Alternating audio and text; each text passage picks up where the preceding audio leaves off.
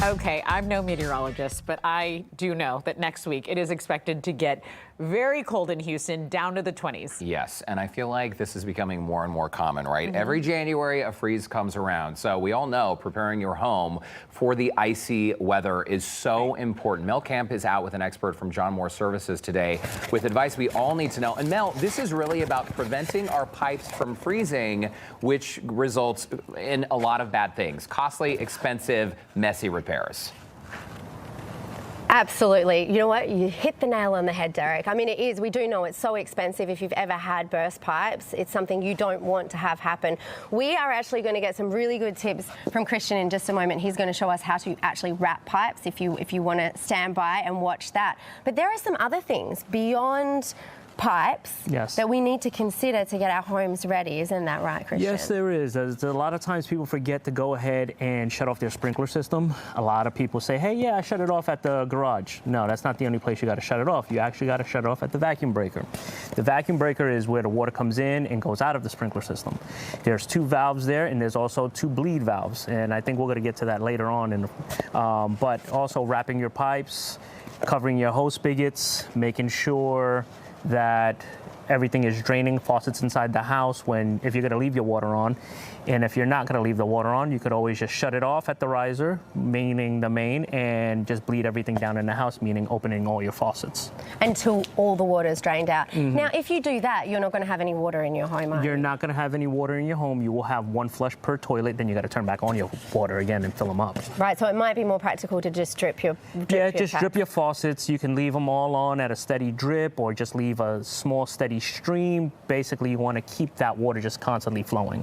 You don't want it to stop, because typically overnight that's where it starts to go ahead and freeze, because that's when it gets colder. So like a drip is probably not enough. You need like a drip, like a small steady stream or a stream. Okay, yes. That's good to know. Now you said there's over here, there's a spigot, right? There's a spigot over here. Let's come over here and take a look at something that you might not think to do that you do need to do. Why is it important to cover this one up? Because a lot of times what happens is these are exposed, so there's always water going to it.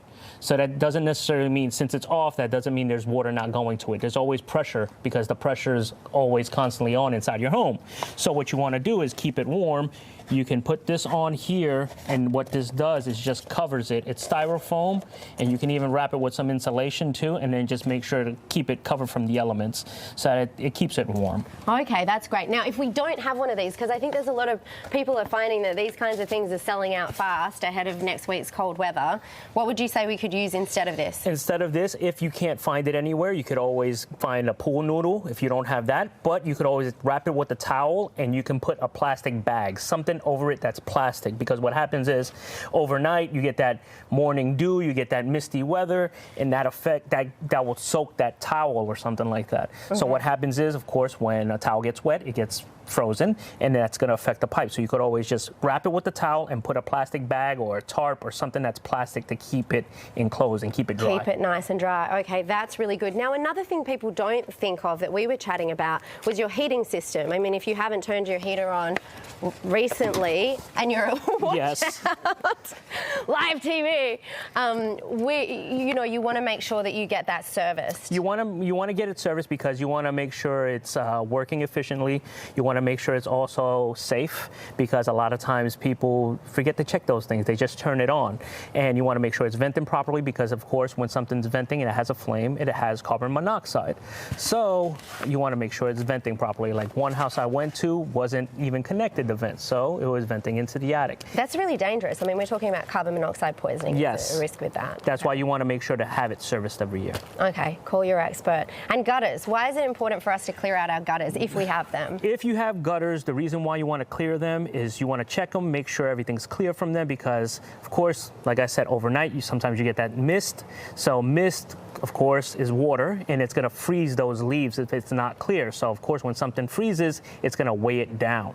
So really on the gutters, it's all just screws just holding it down. So if you get enough weight on them and it's basically packed with leaves, it's going to just cause a lot of weight and have them collapse. And then that's expensive to fix. Yes, it is. All right, well, you've been holding this pool needle type of thing. This is part of insulating your pipes. We're going to go and take a look at exactly how you wrap your pipes and get some tips if you found that this is sold sold out of your local hardware store. So that is coming up very soon. Sending it back to you guys, Derek and Tessa. This is just the beginning of learning how to winterize your home and get it ready for next week. And it is also important, Mel, now is the time to plan and prepare. Do not wait until the last minute. Yes, so helpful. And as someone who's a homeowner but has no clue about any of that, this is such helpful information.